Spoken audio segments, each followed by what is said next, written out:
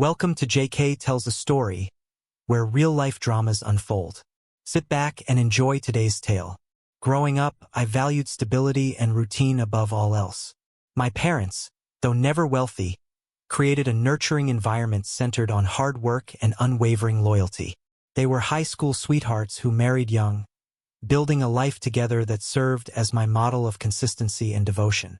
I hoped one day to share a similar bond with my future spouse, something built on mutual respect and genuine commitment. In college, I met Victoria, and I was immediately drawn to her. She was ambitious, intelligent, and vibrant in ways that made everyone around her seem dull by comparison. We fell in love quickly.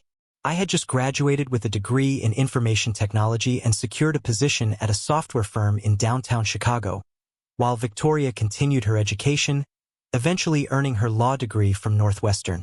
Our relationship felt predestined, and I supported her through law school without hesitation, believing wholeheartedly in our future together.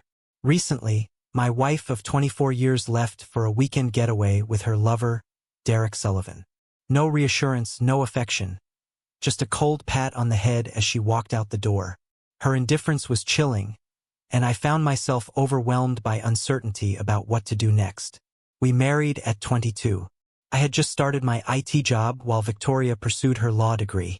I supported her through those demanding years because I loved her deeply and believed it would benefit us both. When she graduated, she landed a prestigious position at Grayson Associates, one of the top law firms in the Loop. She built a successful career, and though she eventually earned far more than I did, I was genuinely proud of her accomplishments. We postponed having children to focus on her career. Then, gradually, she decided against having any at all. We became what people call a dink couple, dual income, no kids. I didn't even know what form of birth control she used. Deep down, I resented her decision about children, but I tried to make peace with it and enjoy the life we had built together. Victoria was always the dominant partner in our marriage, and honestly, I didn't mind putting her needs first. However, her attitude shifted recently. Her libido increased noticeably, which benefited me, until last Thursday night when she casually informed me about her plans with Derek Sullivan. She needed new experiences, she explained, but still wanted to have fun with me too. There was no guilt in her voice, no hesitation. I knew arguing would be pointless. A cold emptiness settled over me. I didn't kiss her goodnight that evening, and I didn't say goodbye the next morning. In my mind, she was already dead to me. At work on Friday, I was a zombie, mechanically moving through tasks while dreading what Victoria had planned for that night. I knew I couldn't endure the humiliation of her plans. The thought of divorce terrified me. The legal battles, the financial devastation, the public shame. I felt trapped in a corner with no way out. Someone had to die. That's what kept running through my mind. When I got home that evening, Victoria was getting ready for her weekend date. While she showered and dressed, I retrieved the handgun from my briefcase and loaded it. My plan was simple: shoot Derek when he arrived to pick her up. I knew I'd end up in jail, probably for the rest of my life, but I didn't care anymore. But Derek just honked from his Maserati parked in our driveway. He never came to the door. Victoria patted my head like I was a dog as she left, grabbing her overnight bag without a backward glance. She didn't notice the loaded weapon tucked under the couch pillow. I actually growled as she walked out, a sound I didn't know I was capable of making. Despite my rage, I couldn't bring myself to shoot her. Running out to fire at the car felt absurd, theatrical. After they left, I sat in the silence of our home, the house we'd lived in for over 15 years in Lake Forest, a comfortable suburb north of Chicago. I spent hours looking through old photo albums. Happy times in Cancun, celebrating our 10th anniversary. A spring week in Paris. Our Caribbean cruises. None of it mattered anymore. None of it had been real. I had no support system left. My parents were gone. Dad from a heart attack 6 years ago. Mom from cancer 2 years later. I was an only child. Victoria had systematically distanced me from our few mutual friends over the years, and I'd been too blind to see it happening. Victoria had no interest in my life anymore. I'd become nothing more than a convenience, a reliable paycheck, a placeholder. I made some changes to our joint bank account, transferring funds to various children's charities. She denied me fatherhood. Let her money at least help some kids. I drafted an email to her law firm detailing the affair, attached it to a delayed send timer, and left a handwritten note with my wedding ring on the coffee table. I sat on the couch for a long time, reminiscing about better times, or what I'd believed were better times. Eventually, I found the courage to pick up the weapon. "I'm sorry, Mom and Dad," I mumbled, my voice breaking. "I hope to see you soon." I pulled the trigger. I was lying in bed with Derek Sunday morning and honestly hadn't thought about Marcus since I'd left the house Friday afternoon. I wasn't particularly pleased when Derek brought him up, but he had a point. Marcus's days of sleeping soundly through the night were probably over. Marcus had always been warm and loving, almost too much so. But sometimes a woman needs more excitement in her life. Real passion, not just comfortable routine. "I honestly didn't think about him at all this weekend," I said, stretching luxuriously against the hotel pillows. "You put him completely out of your mind?" Derek asked, propping himself up on one elbow. "Don't forget, he's a few years older than you. It's expected that he'd have some insecurity about this. Didn't you think about what we discussed earlier?" "You mean about the next step?" I asked, raising an eyebrow. "Yes," Derek replied, "just to make sure he understands how things will work going forward." "Don't worry about Marcus," I said dismissively. "He's a coward. He won't do anything. He didn't even try to stop me when I left Friday night." Derek's expression grew more serious. "Well, cats can turn into mountain lions when pushed too hard. Remember the Connor case?" He had a point. Jeffrey Connor had seemed like the most passive, agreeable husband imaginable, until his wife pushed too far, and he'd cleaned out their accounts and disappeared with their kids. That case had taken us months to unravel. "You said he didn't try to stop you," Derek continued carefully. "Did he say or do anything unusual?" "No, he just sat on the couch," I answered. "He hasn't said anything since I told him Thursday night." "Did he call or text you at all this weekend?" Derek asked, his tone shifting to something almost incredulous. "No, he hasn't." "You don't find that strange?" "Not really," I shrugged. "He knows how I act when I've made a decision." "Either that or he's already dumped you," Derek replied sharply. "You might want to consider that possibility." "He wouldn't dare," I retorted, feeling a flash of anger. "He knows I love him. This is just about physical needs. It's just sex."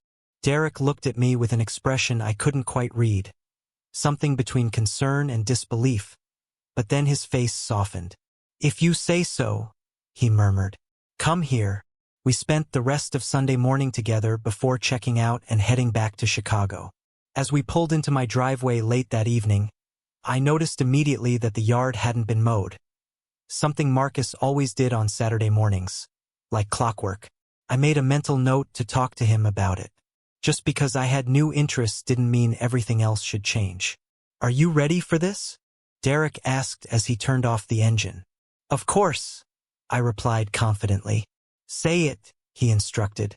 I grabbed my weekend bag from the back seat and headed toward the front door, Derek following closely behind. As I turned my key in the lock, I thought with some relief that at least Marcus hadn't changed the locks. That would have been inconvenient. I opened the door and was immediately hit by a horrible smell. Thick, metallic, overwhelming. "What the hell is that?" I exclaimed, covering my mouth and nose with my hand. I peered inside and saw the living room. What I saw made my stomach lurch violently. I quickly slammed the door shut and ran into the yard, where I vomited into the bushes. "What's going on? Are you okay?" Derek asked, approaching me cautiously. "It's Marcus," I stammered between heaves. He's dead." "What? Dead?" Derek almost shouted. "Are you sure?" "I'm sure," I managed to say, wiping my mouth. "The couch is ruined, and there's a mess everywhere." "Oh God, what am I supposed to do?" "Well, call 911, Derek replied, his voice tight with nerves. "Thanks, Captain Hindsight," I snapped sarcastically. Derek recoiled slightly but quickly regained his composure. "I'm sorry, Victoria," I didn't mean. No, I'm sorry, I interrupted, trying to pull myself together. I didn't expect this. Would you stay until the police come? I can stay for a few minutes, Derek said reluctantly, glancing toward his Maserati as if calculating his exit strategy. But this is your situation to handle. I can't be too involved. Thanks, I said bitterly. I pulled out my phone with shaking hands and dialed 911. The operator was calm and professional, assuring me that police and emergency services were on their way. She suggested I wait outside, which I was more than happy to do given the smell. We waited in Derek's car, and the reality of the situation began to sink in. Marcus was dead. Actually dead. I hadn't wanted this. I'd wanted him to continue being my safety net, my reliable support system for when I got older and Derek or whoever else came after him lost interest. The thought of managing everything alone suddenly terrified me. Tears began rolling down my face, surprising me with their intensity. Derek awkwardly put his arm around my shoulders.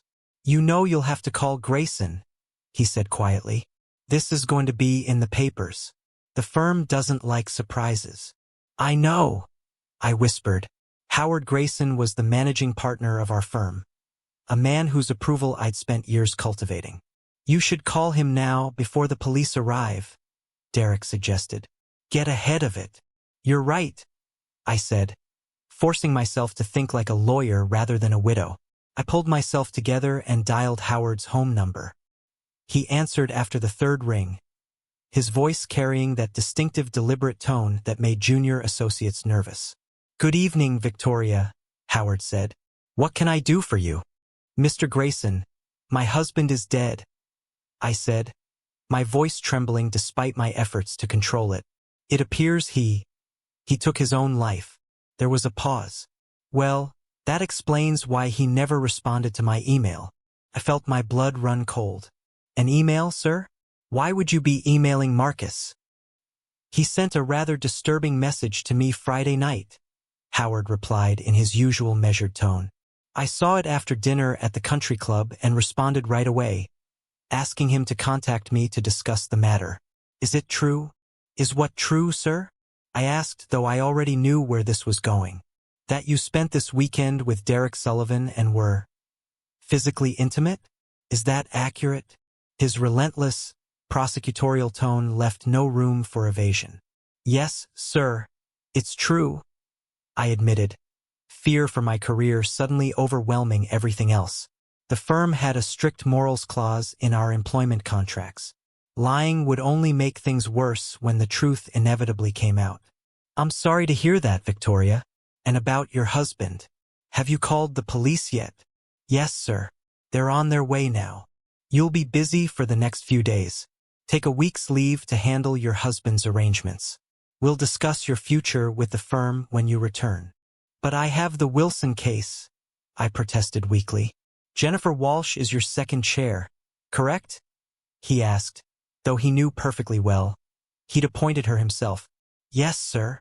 Jennifer is quite competent. I'll have her file for a continuance to get fully up to speed. Focus on your husband's arrangements. I'm very disappointed in you, Victoria. I understand, sir, I said, feeling numb. Is Mr. Sullivan with you now? Howard's tone remained emotionless.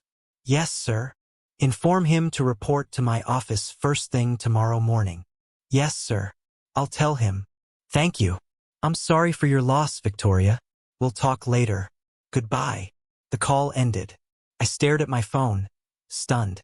Howard had handled it like he was ordering coffee, not discussing a dead husband and a career-ending affair. I shook myself and looked at Derek grimly. Well? Derek asked, his anxiety visible now. Grayson wants to see you in the morning, I said flatly. Apparently Marcus sent him a letter about us. Shit. Derek sighed heavily. We're totally screwed. Probably, I finished his thought. Maybe they'll be lenient since we're both senior associates and this is a first offense? You don't really believe that, do you? Derek asked. Not really, I admitted. I'm so sorry, Derek. I'm sorry too. I'm as much to blame. I had no idea Marcus would react like this. At that moment, 2 police cars and a coroner's van arrived. An officer asked Derek to move his Maserati to allow the emergency vehicle's access. Another officer approached me, asking for identification. I showed him my driver's license. They entered the house, and as they opened the door, the smell hit them with full force. I saw them wince. The coroner's team began their work immediately. "Can you tell me what happened, Mrs. Bennett?" the officer asked, pulling out a notepad. "I left the house Friday afternoon," I said carefully. "Marcus, my husband, was alive, sitting on the couch. I came back tonight with a friend, and we found him like this." "Where were you over the weekend?" the officer asked.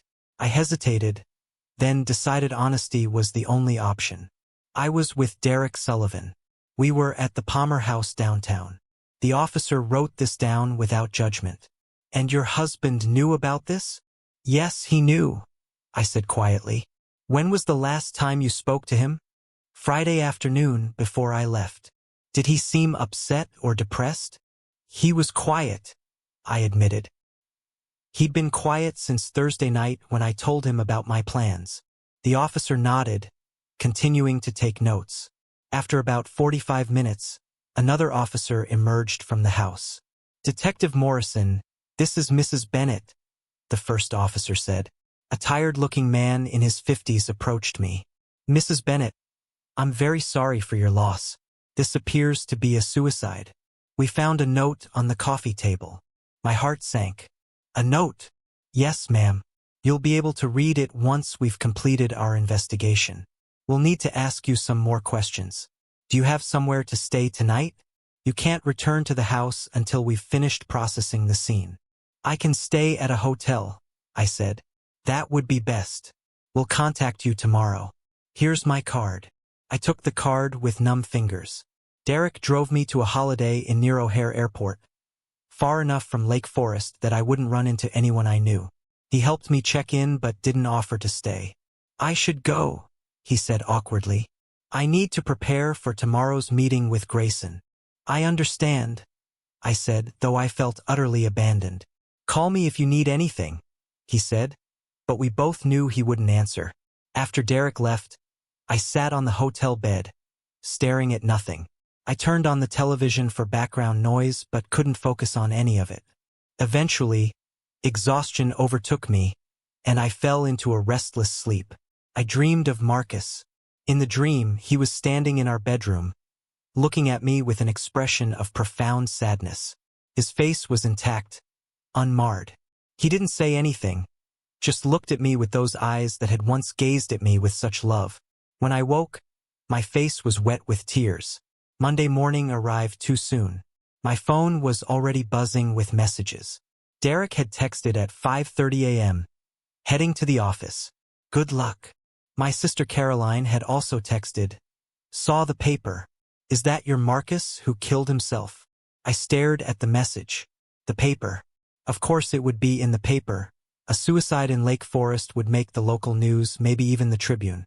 "Yes," I texted back simply. "Call me later," Caroline replied. Caroline was 2 years older than me and had always played the mother hen role. I wasn't in the mood to be lectured by her, but I knew I'd have to face her eventually. I drove back to the house. The police tape had been removed, but the property still had an eerie quality in the morning light. I parked in the garage and steeled myself before entering. Inside, the smell of Marcus's blood had been replaced by the harsh odor of industrial cleaning products. A business card on the kitchen counter indicated that a crime scene cleanup company called Jack's Restoration Services had done the work. I walked slowly to the living room. The couch looked almost new, though I knew I'd never be able to sit on it again. The $6,000 Italian leather sectional we'd bought 3 years ago was tainted forever. I was briefly, irrationally angry at Marcus for not choosing his recliner instead. The painting above the couch, a landscape we'd bought in Door County, had been cleaned and saved. Small mercies. I went upstairs to our home office and gathered the folders containing Marcus's bank information, our wills, and the mortgage insurance policy, stuffing them into my briefcase. The house felt eerily quiet without him. I could hear the grandfather clock ticking in the hallway, and for a moment, I thought I smelled something rotten beneath the chemical cleaners. A chill ran down my spine, but I shook off the anxiety and continued my tasks. I realized I needed to notify Marcus's employer about his death. The answering machine had several messages from his supervisor, Allison Chun, wondering about his absence. I called back and was transferred to Allison's extension. Marcus Bennett's office, Allison speaking. Allison, this is Victoria Bennett. I'm calling about Marcus. Victoria, is everything okay? We've been calling all weekend. Is Marcus all right? No, Allison, I said, surprised by my own calm tone. He's dead. Dead? Oh my God. What happened? Did he have a heart attack? No, he shot himself, I said, marveling at how detached I sounded. There was a long pause. Oh no. I'm so sorry, Victoria. When did this happen? Friday night. I was away over the weekend. I'm so sorry for your loss. Please let us know about any memorial service. Everyone here will want to attend. I'll have HR contact you about his life insurance and 401k. Call if you need anything at all. Thank you, Allison. I appreciate it. I hung up and felt a small sense of relief. That had gone better than expected. Marcus's company provided life insurance equal to 2.5 times an employee's salary, potentially $250,000. I hoped there wasn't a suicide exclusion clause. Combined with his 401k, it would provide some financial security. The house's eerie quietness pressed in on me again. We'd lived here for over 15 years, mostly good years. Now it felt like a mausoleum. Memories of Marcus were everywhere, though thankfully not his actual presence. I felt a chill and had the distinct sensation someone was watching me, but I assured myself I was alone. I opened windows to clear the chemical smell and left quickly, heading to our bank on Green Bay Road. At the bank, I asked the teller about Marcus's account balance. We'd had access to each other's accounts for emergencies, though I'd rarely needed to check his. The teller frowned at his computer screen, then excused himself to get Arnold Johnson, the branch manager. Mrs. Bennett, I'm glad you came in, Arnold said, gesturing me into his office. I was planning to call you later today. Oh? Why? I asked, feeling a sense of foreboding. Our fraud detection system flagged numerous transactions over the weekend from 2 of your joint accounts. I wanted to make sure you were aware. I know my husband made several charitable donations Friday without consulting me, I said carefully. I was hoping they could be stopped before they cleared. Arnold raised his eyebrows and turned his monitor toward me. I'm afraid they've all cleared, Mrs. Bennett. On Friday evening, Mr. Bennett transferred $237,000 from your primary joint account to various children's charities. St. Jude's, the Children's Hospital of Chicago, Make-A-Wish Foundation. He left exactly $24 in the account. I felt the blood drain from my face. $24. $1 for each year of our marriage. And his personal account? I asked weakly. Also emptied to various charities. He left himself $1. Is there any way to reverse these transactions? I'm afraid not, Arnold said sympathetically. They were legitimate transfers, properly authorized. Mr. Bennett even had the foresight to have them processed as expedited transfers. I'm very sorry, Mrs. Bennett. I understand from the police that your husband has passed away. If you need any documentation for estate purposes, please let us know. I left the bank in a daze. Marcus had gutted our finances in his final act. My own accounts were substantial. I'd always kept my earnings separate, but the loss of nearly $250,000 was staggering. I drove aimlessly for a while before finding myself at Westside Funeral Home in Wilmette. I hadn't consciously decided to go there, but I needed to make arrangements. A thin young man in a white shirt and tie greeted me at the entrance. Welcome to Westside Funeral Home. I'm Alan Markham. How can I help you today? I'm here about my husband, Marcus Bennett. Bennett? That name is familiar. Please, come into my office. He offered me coffee and sat at his computer, typing.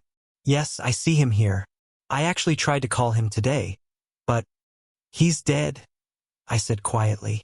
Alan's expression shifted to professional sympathy. I understand. I'm very sorry for your loss. When did this happen? Friday night. Alan looked at his screen, then back at me with a puzzled expression. Mrs. Bennet, Mr. Bennet came in Friday afternoon and made complete arrangements. He ordered and paid in full for a basic cremation service. It's unusual for clients to arrange and pay for their own services so far in advance unless they're terminally ill. Was he ill? No, I replied, feeling hollow. I see. Well then, we just need to finalize a few details. Do you have his death certificate? Not yet. His body was taken to the medical examiner Sunday night. I'll receive the certificate once they've completed their examination. Understood. When they release his body and you obtain the certificate, please let us know and we'll proceed. Now, regarding the service itself, we spent the next hour discussing arrangements. Marcus hadn't been a regular churchgoer, though he'd been raised Methodist. I decided on a simple cremation without a memorial service. When Alan asked if I wanted to keep Marcus's ashes, the thought made me shiver. No, I don't think so. No problem. Mr. Bennet paid for his remains to be interred in our columbarium garden, unless you'd prefer to take them. I left the funeral home feeling depressed and desperately needing to talk to someone. I sat in my car for several minutes before calling my sister Caroline, who worked part-time at the Lake County Library. Hey sis, Caroline answered. I was wondering when you'd call. I've been busy, I said. I didn't realize there would be so many details to handle. Can I stop by? I really need to talk. Of course, Caroline said in her warm, motherly voice. Jonathan's still at the hospital and won't be home until late, so we have plenty of time. Thanks, sis. I'll be there in a few minutes. I drove to her house in Libertyville, grateful for her steady presence. We'd always gotten along well, and I knew I could tell her almost anything. She greeted me at the door with a concerned expression. Would you like to talk over a cup of tea? Sure, I replied. Caroline went to the kitchen while I sat at her dining table, fidgeting nervously. She returned with 2 cups of hot tea. After adding sugar, I took a deep breath and began telling her about my weekend with Derek. Caroline listened quietly, her face neutral as I recounted everything, except for the specific plans I'd had for making Marcus watch. Some things even my sister didn't need to know. When I finished, Caroline was silent for a long moment. And here I thought you were smarter than me, she finally said, her tone flat and cutting. You became a big-time lawyer, married a man who supported you unconditionally, built a successful career. Was your weekend worth it? The question felt like a slap. It was supposed to be a short break, I objected weakly. I told Marcus it didn't mean anything. It was just physical, something I needed before I got too old. Just one weekend. He chose the coward's way out. The sex, huh? Caroline said in that same measured, motherly tone that somehow made everything worse. And you expected him to welcome you back like nothing happened? Come on, Victoria, you can't be that naive. I felt indignant. I was a beautiful woman. I'd maintained my figure, my appearance. I deserved to feel desired, validated. If Marcus had come home and said he was going away with another woman for the weekend, Caroline continued, would you have welcomed him back with open arms? I hadn't expected that from my sister. Marcus would never cheat on me. He wasn't that kind of person. And if he did, I'd destroy him in the divorce. Even as I spoke the words, I realized how they sounded.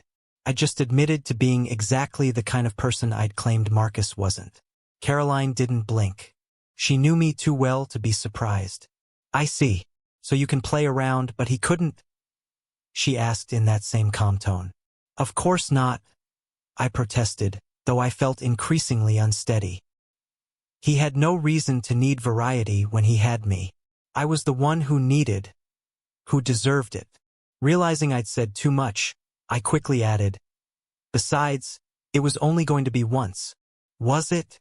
Caroline asked. Or would you have gone further?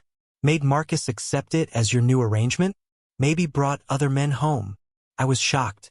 What do you think? That I'm some kind of... I'm just asking questions, Caroline said evenly. Did you do anything like this with Jonathan? Of course not, she replied. I love and respect Jonathan too much, but I know women who have. It was clear to me from your story that you no longer respected Marcus. That's not true. Then what did their husbands do? I interrupted, both defensive and curious. Most divorced their wives. Some went further, exposed the affairs to family and friends, emptied bank accounts. She paused. You still haven't answered my question. Was having fun with Derek worth jeopardizing 24 years of marriage? It suddenly hit me, the significance of the $24 Marcus had left in our account. $1 for each year of marriage. Caroline noticed my expression change. What's the matter? Marcus donated everything except $24 from our joint account to children's charities. I mumbled. Caroline actually giggled. That's not funny, I exclaimed. That account had 6 months of bills in it. No, it's not funny, Caroline agreed, though her eyes still held amusement. But you have to give him credit for style. What does that mean? I asked, growing angry. You denied him children, so he gave your money to children's charities. Knowing you didn't want kids, I'd say that was rather pointed. I just never wanted children, I objected sharply. It's my body. And Marcus respected that, Caroline said with a sigh. I wish you'd respected him as much. But I'm sure you told him about not wanting kids before the wedding, right? I looked away, unable to meet her eyes. I respected and loved him. I protested, but it sounded weak even to me. Really? I'd hate to see what you'd do if you didn't love him. Caroline's voice turned sharp. And you're so calm about his death. That concerns me, Victoria. That hit a nerve. What was I supposed to do? Break down and cry? I'm left alone with all these responsibilities. I have to move on. If I fall apart, it won't change anything. No, but it might help you process what happened, Caroline said more gently. You didn't even cry when Dad died. A long pause followed.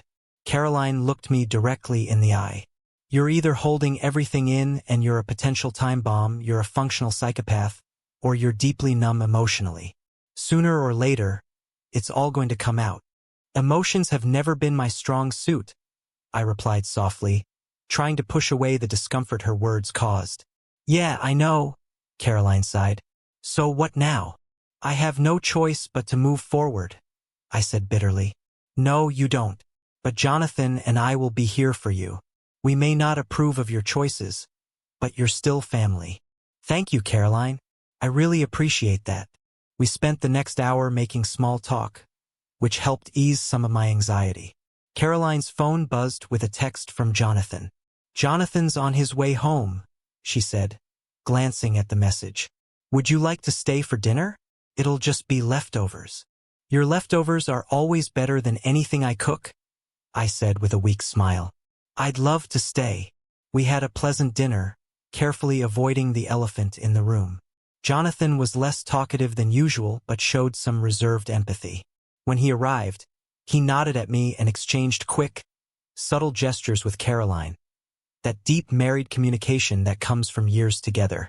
I looked away, wondering when Marcus and I had lost that connection. Had we ever really had it? Dinner was lasagna. Caroline always cooked for a large family even though their kids were grown and gone. She also served her homemade apple pie, which I'd always loved. I accepted a generous slice despite having no real appetite. We ended with small glasses of wine and light conversation. When I realized it was getting late, I thanked them and headed for the door. Caroline stopped me, putting her arm around my shoulders.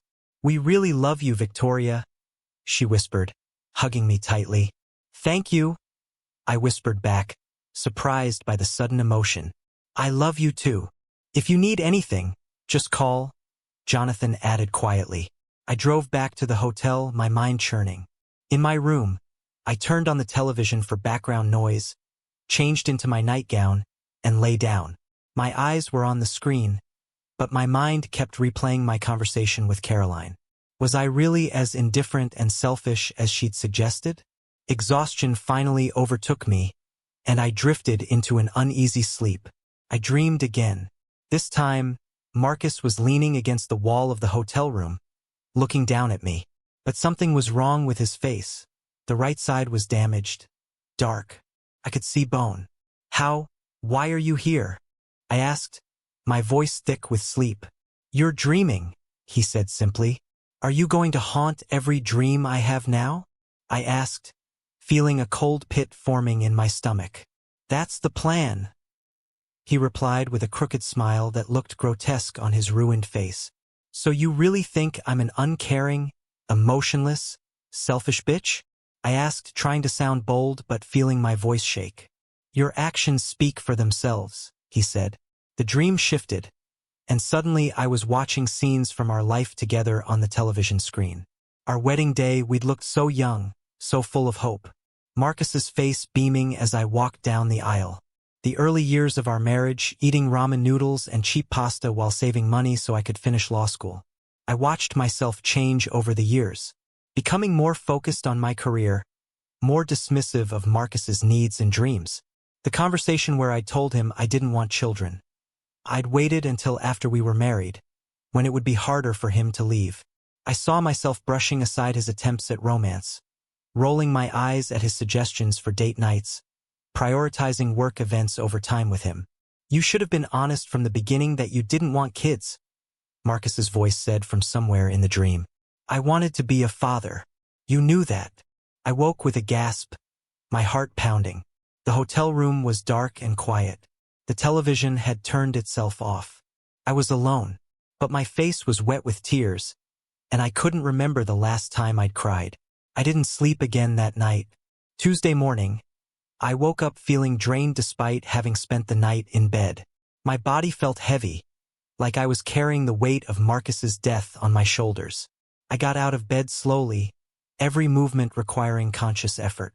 I showered, letting the hot water run over me for longer than necessary, hoping it would wash away some of the guilt and exhaustion. Didn't. I brushed my teeth, staring at my reflection in the mirror. The woman looking back at me didn't look like me anymore. Hollow eyes, pale skin, new lines around my mouth.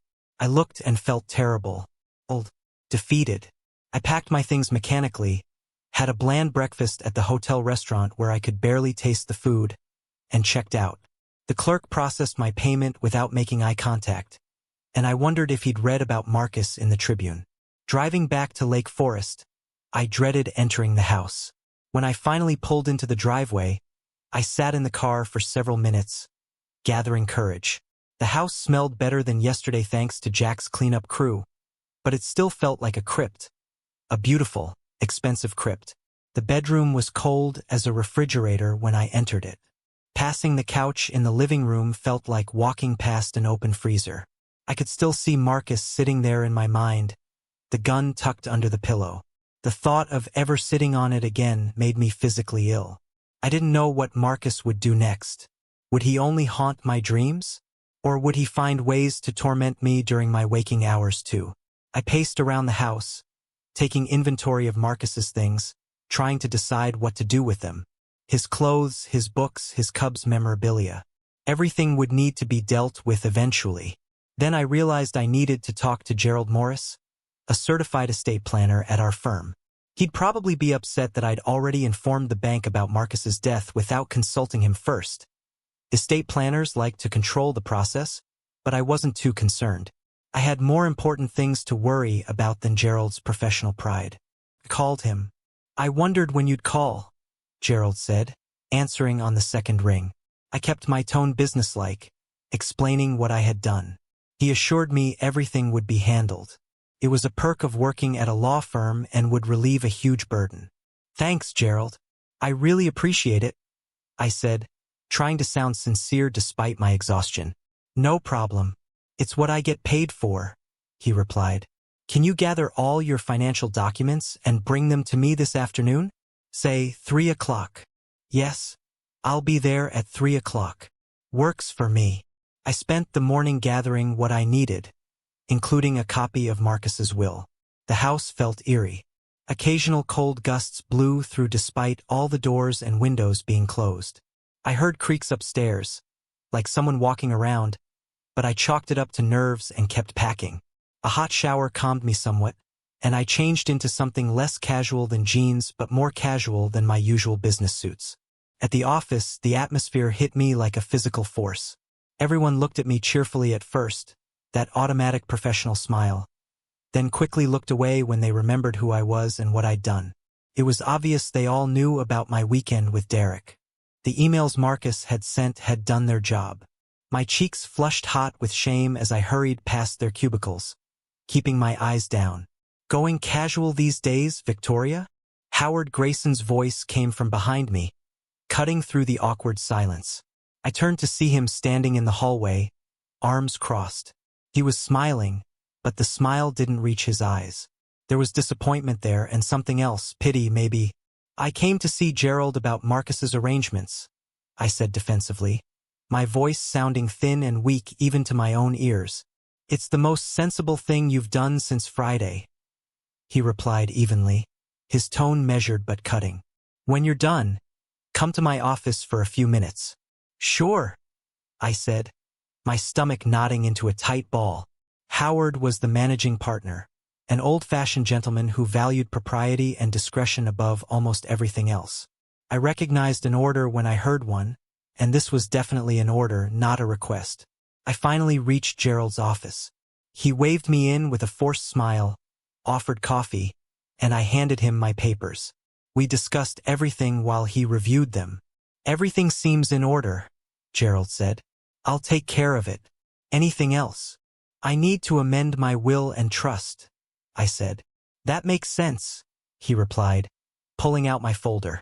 "Your husband is currently listed as beneficiary, executor, and holder of medical power of attorney.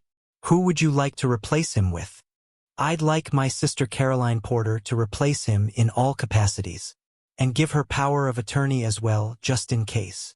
"Very well. Just write it in pencil and initial it. I'll make the formal changes in a day or so." "Thanks, Gerald." I ended our meeting and walked to Howard's office, noting his secretary Patricia's caustic look, as if I were a nuisance she'd rather not deal with, a stain on the firm's reputation that needed to be removed as quickly and quietly as possible. "Victoria, come in. Have a seat," Howard said with a pleasant smile that didn't quite mask his disappointment. He gestured to one of the leather chairs across from his massive oak desk, the same desk where I'd sat for my first interview 20 years ago, young and ambitious and full of hope. "How are you holding up?" "It's been a challenge," I replied cautiously, perching on the edge of the chair. "It sounds like you didn't sleep well," Howard remarked with what seemed like genuine concern, though I suspected it was more about my professional appearance than my personal well-being. "It wasn't easy," I admitted, hesitating to tell him about my dreams of Marcus's mutilated face, the accusations, the blood. Howard nodded slowly and continued, his voice taking on that formal tone he used when delivering bad news to clients. "You're probably wondering why I asked to meet. The senior partners held an emergency conference call this morning. We're not happy, Victoria. Your husband sent emails to everyone in the firm Friday night. Attorneys, staff, even some of our clients. It detailed your affair with Derek Sullivan in rather explicit terms. This information has almost certainly leaked outside our walls by now. Your personal and professional credibility has taken a serious hit. The firm's reputation is at risk by association. The only reason you haven't been fired outright is your exemplary 20-year record here." Each word felt like a small knife. I sat there, absorbing the blow, understanding what was coming next. I pondered his words and what he didn't say, that my career in Chicago legal circles was effectively over, that no respectable firm would touch me now.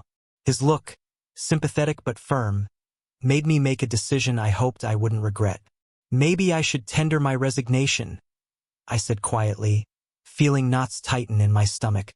"Better to jump than be pushed." Howard pretended to consider it, taking off his reading glasses and polishing them with his handkerchief, giving me a moment to process what I just offered. Then he nodded slowly. "As much as I'd like to keep you, Victoria, I think it's for the best. Given your service and record, the partners will agree to keep you on the payroll until the end of the month.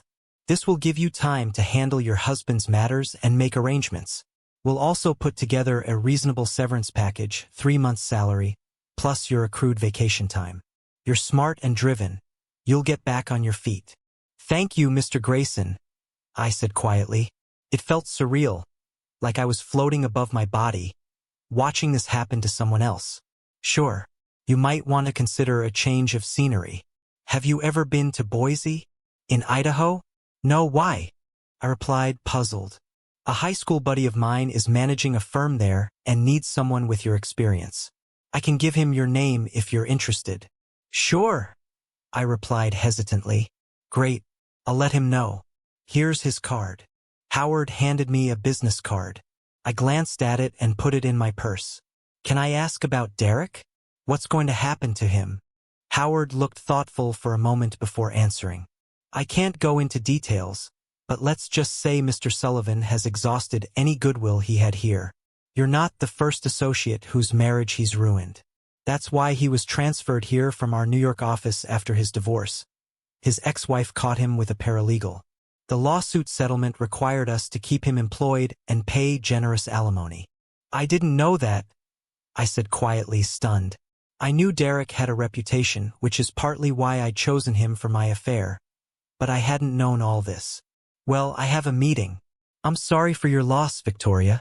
I'm sure I'll see you again before you leave. Howard stood up to signal the meeting's end. I'll be back. I still have some papers to sign. Thank you for everything. I shook his hand, fighting back tears that threatened to spill over, and hurried out of the office. I could feel eyes on me as I walked through the hallways. Attorneys who'd once sought my advice, paralegals who'd respected my work, colleagues who'd been friends. Now they all looked away or whispered to each other as I passed. Once in my car in the parking garage, the tears I'd been holding back finally broke free. I burst into uncontrollable sobs, my whole body shaking. I loved this job. I'd loved it more than I'd loved Marcus. I realized with a sick, twisting shame. I loved the people I worked with, the intellectual challenges, the respect I commanded in a courtroom, the satisfaction of winning a difficult case. I'd been here for over 2 decades, more than half my adult life. This place had been my identity, my purpose, my validation. And now it was gone. Because of one weekend. One stupid, selfish weekend. The thought of moving to Boise, a city I'd never even visited, where I knew no one, starting over at 46 years old as damaged goods, felt like exile, like being banished to Siberia. Eventually I calmed down enough to drive, though it was difficult with blurred vision from crying. I fumbled with the ignition, my hands shaking. Navigating through downtown Chicago's loop traffic was treacherous in my condition. I almost rear-ended a taxi at a stoplight. A delivery truck honked at me when I drifted into their lane. My reflexes were slow, my attention scattered. I finally made it onto the highway heading north toward Lake Forest, grateful I hadn't caused an accident. The last thing I needed was a car crash on top of everything else. I sat on the couch, burying my face in my hands and sobbing uncontrollably. Not over Marcus, I realized with shame, but over the loss of my job. I cried until I heard a sharp crack in the living room. Surprised, I looked up and saw our framed wedding photo lying face down on the side table. The glass shattered into pieces. Goosebumps ran through me as I realized what had just happened. I'd been crying more over my job than over Marcus. The photo had fallen or been thrown, as if in response to my priorities. Frightened, I threw the broken frame aside and looked around to see if anything else had moved. I couldn't explain how the picture had fallen so forcefully. The table was stable. There was no breeze, no vibration. Then it hit me. It had to be Marcus. I went from frightened to angry, from horror to rage. Leave me alone. I screamed into the empty room. You're dead. Go away. Stop messing with me. Damn it. Suddenly, the temperature in the room dropped dramatically. The house darkened as if storm clouds had covered the sun, though I could see it was still bright outside. I almost expected to see objects flying off the walls. Then I thought I heard it. Maniacal laughter echoing from the stairs. There was no way I could stay in this house alone. I grabbed my phone and called Caroline in a panic. Hey sis, what's up? She answered cheerfully. Not great. Can I spend the night with you guys? Please. I pleaded, my voice shaking. Her tone instantly turned concerned. Of course. We'll get the guest room ready. Is everything okay? No, it's not. I'll explain when I get there. Thank you. I ran upstairs to pack my overnight bag, throwing things in hastily. I had to leave before Marcus did something else. I held the banister tightly as I went back downstairs, half convinced Marcus would push me if I wasn't careful. I rushed to the garage, threw my stuff in the car, and drove away, leaving skid marks on the pavement. Caroline met me at the door in Libertyville, and I collapsed into her arms, sobbing. She comforted me and got me to sit on the couch, calming me down enough to speak. "Good God, sis, what happened? Did someone break in?" she asked, alarmed. "It's much worse. It's Marcus," I replied. "Marcus? He's dead. What can he do?" Caroline asked, looking at me strangely. I told her about the nightmares from the past 2 nights and what had just happened at the house. The photo falling, the temperature drop, the laughter. She listened silently as I babbled. "He's trying to drive me crazy. I know he is. Honey, you've been under a lot of stress. Maybe you just need to relax and get a good night's sleep," Caroline suggested gently. "No, you don't understand. His suicide note said he hoped I'd see his face every time I closed my eyes, and I have. I haven't slept properly since Sunday, and I quit my job today to avoid getting fired." I sobbed again. "Oh no. What about the house and bills?" she asked, concerned. "I have the money. The insurance will cover the mortgage. I'm working until the end of the month, and I've been promised severance pay. But I can't stay in that place. Marcus hates me. He'll destroy me if I stay." "Come on, sis, that's extreme. How can a dead person hurt you?" Caroline asked, trying to reason with me. "But you weren't there," I protested. "No, I wasn't. Let me take your things upstairs. Then I'll make you some tea and a grilled cheese sandwich. That should help you calm down, and then we can talk properly. Okay?" "Okay," I said, feeling like a scared schoolgirl. Caroline carried my things upstairs and made tea and grilled cheese sandwiches in the kitchen. She brought them on a tray to the living room and sat with me. The tea, flavored with honey, and the sandwich brought back childhood memories of Mom taking care of us when we were sick. It helped me relax. "Feeling better?" Caroline asked soothingly. "Yes, much better," I replied with a sigh. "Thank you." "You're welcome. Have you told anyone else about seeing Marcus?" "No. Are you kidding? I'd be institutionalized." "Not necessarily. You've been through a lot, severe trauma. Seeing Marcus in your dreams must have been a shock. Maybe you should take a few days off. I can talk to Jonathan about letting you stay at the lake house. A few days in the country might do you good." "You may be right." Howard also suggested I get away. He mentioned Boise. "Boise? What's in Boise?" Caroline asked, surprised and amused. "A friend of his manages a law firm there and needs a good lawyer." "Are you going to call him?" "I suppose I should, but I'd hate to leave here. You and Jonathan are my only family right now." I took another sip of tea. "By the way, I changed my will and trust today.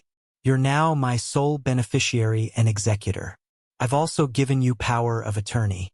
I hope you don't mind." "No, of course not," Caroline said. "But you're young. You'll be around for a long time." "I hope so. Still, I like to be prepared." We ate and drank in silence for a couple of minutes. "I really messed up, didn't I?" I whispered. "You haven't been helping your case lately," Caroline admitted diplomatically. "I guess I wanted to have my cake and eat it too. And look what it cost you," Caroline said quietly. I already knew what my actions had cost me. My husband of 24 years, my career, and my peace of mind. All because I wanted a fling with Derek Sullivan. "Yeah," I sighed. "But it's too late to cry over spilled milk. Like Mom used to say. You need to pull yourself together, sis." "You're right. Maybe I'll take you up on your offer and get my mind right again. Right now, I just need sleep." I yawned deeply. The tea had done its job, and I felt my eyelids getting heavy. "Let's get you upstairs," Caroline said. She helped me up and led me to the guest room. I barely managed to slip into my nightgown before collapsing under the covers. "Thank you," I mumbled, "for everything." "You're welcome. Now get some sleep," Caroline said, kissing my forehead. She closed the door as she left, and I dozed off almost immediately. So you thought you could get away from me by running to your sister's house? Marcus's sarcastic voice woke me. The room was filled with thick gray mist, and I couldn't see clearly. Then Marcus stepped out of the closet, skull fragments visible on his head. Why are you here? Why can't you leave me alone? I asked desperately. Leave you alone? Ha! I'll never leave you alone, you witch, Marcus growled. His disfigured face twisted in anger. You were the one in the house, weren't you? Making the photo fall? Yes, he grinned. It took effort, but now I know I can do it. I can follow you anywhere. Please, can't you just leave me alone? You're dead. You have to move on. Yes, I'm dead. But whose fault is that? He retorted. You pulled the trigger. I protested. Yeah, I pulled the trigger. It was either me or your boyfriend. Marcus snapped back. You were going to make me watch, weren't you? You and Derek in our bed. That's what he meant about the next step. I couldn't answer. He was right. How was it supposed to be? He shouted, his eyes flashing crimson. Should I have gone along with your affairs? Left divorce papers behind and let your law firm destroy me publicly? Maybe burned down the house and spent years in prison? I had no options left, so I chose the only one that gave me some self-respect and revenge. I'm sorry. I pulled the trigger because it was my only choice. Now my blood is on your hands. Look, I saw my hands covered in dark red blood, dripping onto Caroline's white bedspread. You may not see it in daylight, but it's still there. Nothing can remove it, Marcus added. He staggered back, more pieces of his shattered head falling but disappearing before hitting the floor. I have unfinished business. I can't move on until it's completed. By the way, was your fling with Derek worth it? You lost me and your job, Marcus continued. I know how much that job meant to you. Please, Marcus, I'm really sorry. I shouldn't have done it. Please go away. I protested weakly. You don't get it? Marcus replied, his tone softening in a way that was somehow more terrifying. You shouldn't have even thought about it. But you still think this is all about you. And as for leaving you alone, that's not going to happen. Ever. Please. I was crying now. I'm begging you. I can't take this anymore. I wanted a faithful wife who loved me as much as I loved her. How did that turn out? Marcus said quietly. Then he muttered, enjoy the rest of your pathetic life, and burst into laughter. He disappeared into the closet, and the fog drifted away. The blood on my hands and on Caroline's bedspread vanished. I collapsed onto the pillow, crying. The next moment, I saw sunlight through the window. I smelled bacon from downstairs. I checked the bedspread, no trace of blood. I did my morning routine, got dressed, and went downstairs. I didn't feel much better, but at least not worse. Good morning, Jonathan said cheerfully, sitting with his morning coffee. Caroline's almost done with breakfast. Have some coffee and sit down. Thanks, I guess I will.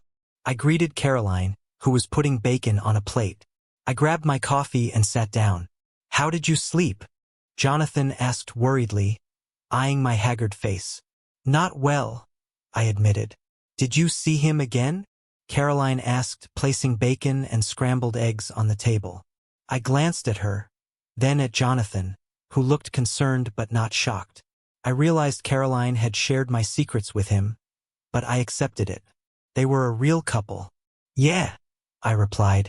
Am I going crazy?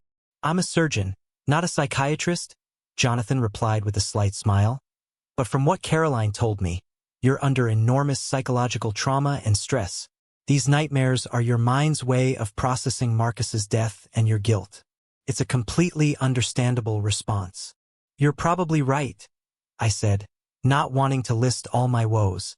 But you might want to talk to our staff psychiatrist at the hospital, Dr. Ellen Rodriguez. She's very good and might help you. I might, I said non-committally. We ate scrambled eggs and bacon. Caroline was the best cook since our mother died, and her eggs were delicious. We also talked about you spending some time at the lake house, Jonathan said. We don't mind if you stay there for a few days to calm down. That would be nice, I said. I knew the medical examiner wouldn't release Marcus's body until the end of the week, and I had 3 more weeks before my official termination from the firm. Maybe a few days at the lake would help. Good. I'll give you the key before I leave. Can you handle driving? I can handle it, I replied with a smile. We finished breakfast, and I helped Caroline clear the table.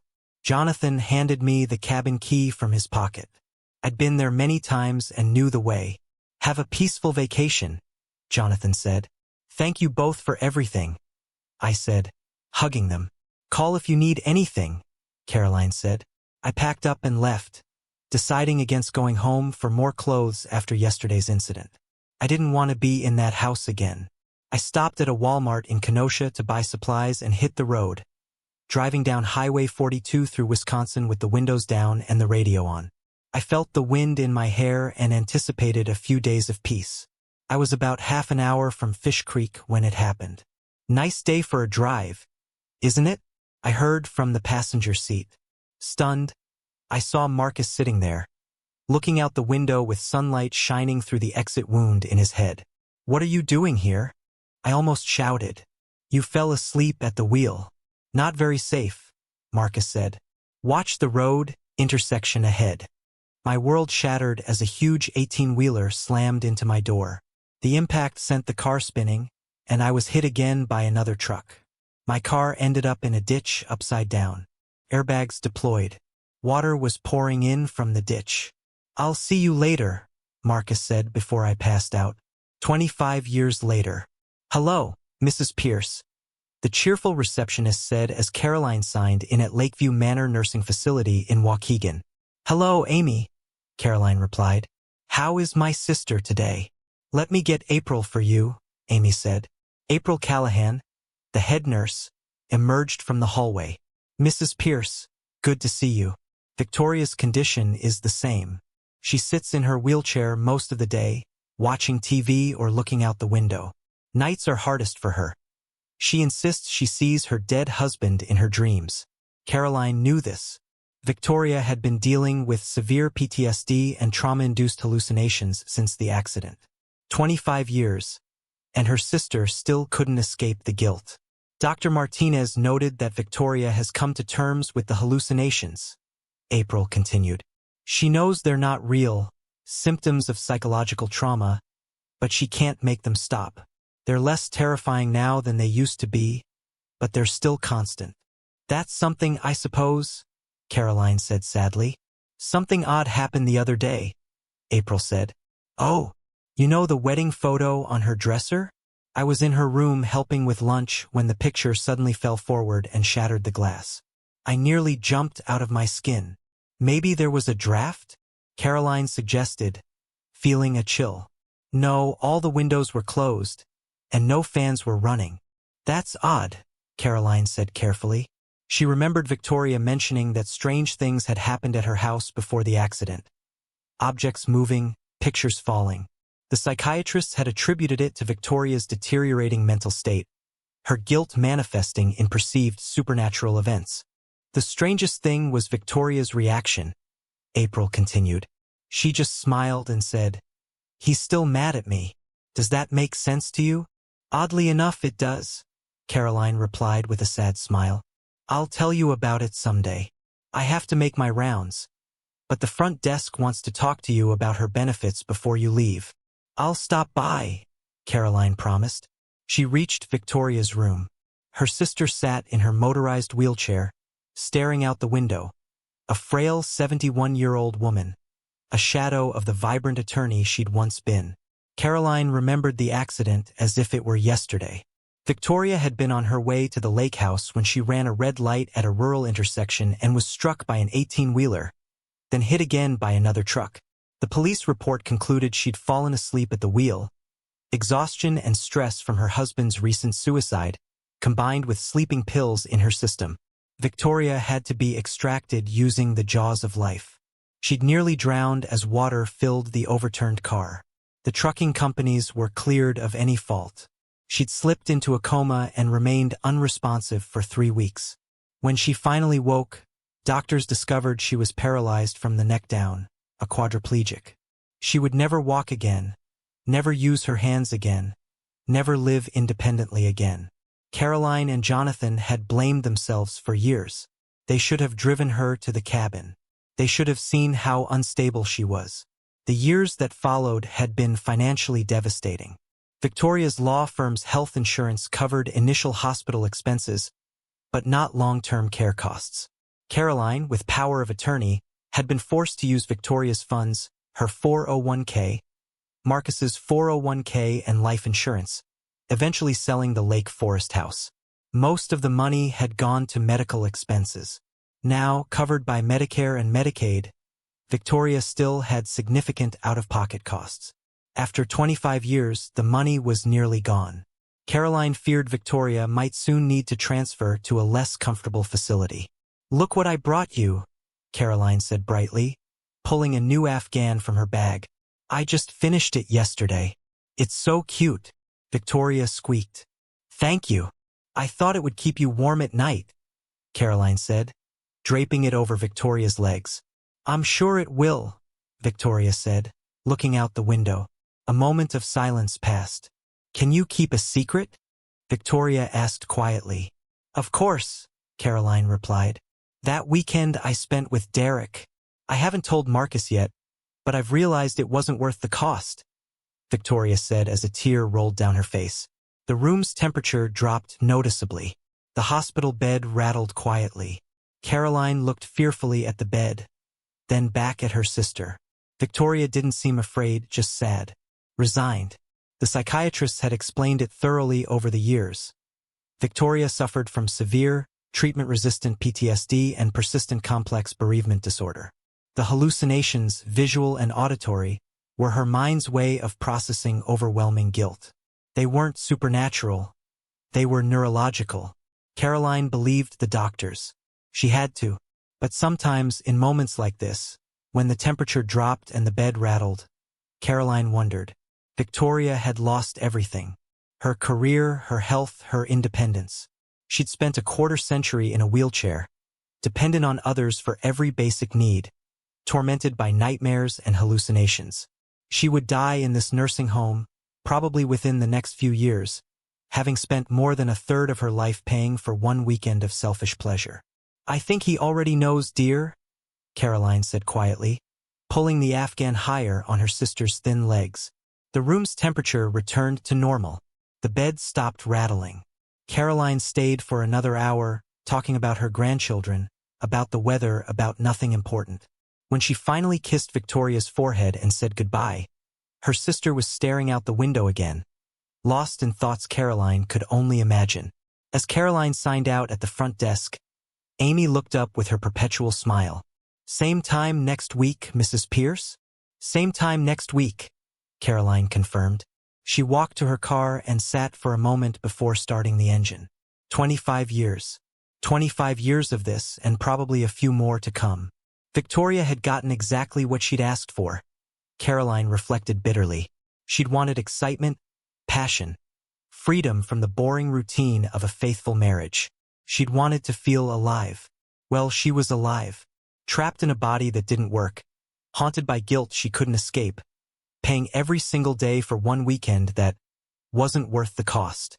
Caroline started the car and drove home to Jonathan, to their warm house, to their comfortable, boring, faithful life together.